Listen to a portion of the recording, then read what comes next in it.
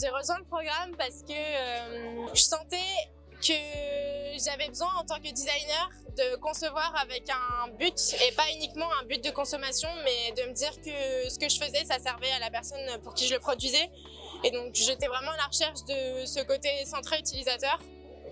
Je voulais aussi travailler avec des équipes pluridisciplinaires, c'est ce que j'ai découvert en entreprise et je sentais que en fait c'est la raison pour laquelle aujourd'hui j'aime travailler, c'est de travailler avec des personnes qui n'ont pas le même background. Nous, on a eu la chance de travailler avec Edenred sur la partie mobilité. Donc, notre sujet principal, c'était l'électrification des flottes en Europe et au Brésil. C'est un sujet qui s'est ensuite un peu spécialisé puisqu'on a surtout travaillé sur la loi LOM effective à partir de 2035. Et donc, notre cible, c'était les petites et moyennes entreprises. Et donc, on a travaillé sur un service justement pour cette cible-là, pour les aider à anticiper la question d'électrification.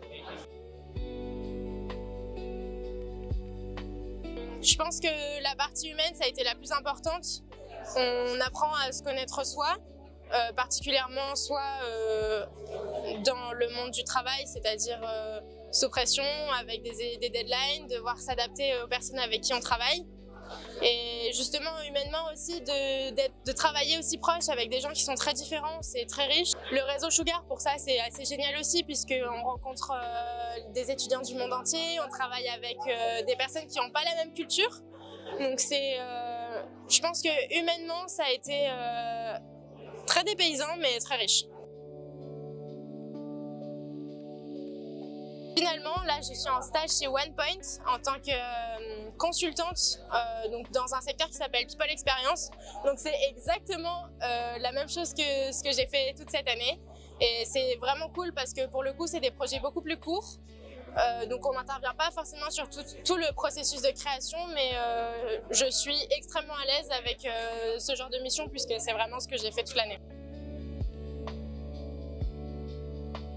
Et je ressors surtout avec beaucoup d'expérience, que ce soit 1 an d'expérience en entreprise, de l'expérience dans le travail, de la discipline. Donc c'est quand même des valeurs qui sont importantes et que j'arrive vraiment à valoriser aujourd'hui dans mon travail. Les présentations de fin, c'est vrai que j'ai toujours été à l'aise pour parler devant des gens, mais pas devant une foule. Et donc la présentation finale à SAP par exemple à San Francisco, ça a été extrêmement stressant pour moi et je suis très contente d'avoir réussi à la faire et d'avoir tenu la face et de l'avoir fait brillamment, donc je suis très satisfaite. Et idem pour la présentation finale en France qui s'est fait aussi à Léonard, donc le département d'innovation de Vinci.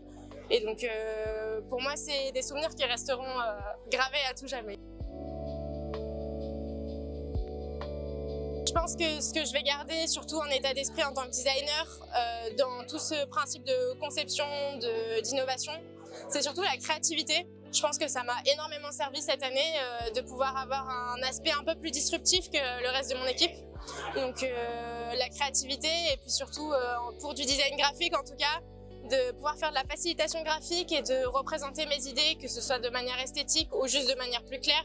Aujourd'hui, ça m'aide énormément et donc j'arrêterai jamais mon activité de designer graphique puisque c'est des compétences qui sont vraiment nécessaires pour ce que je fais aujourd'hui.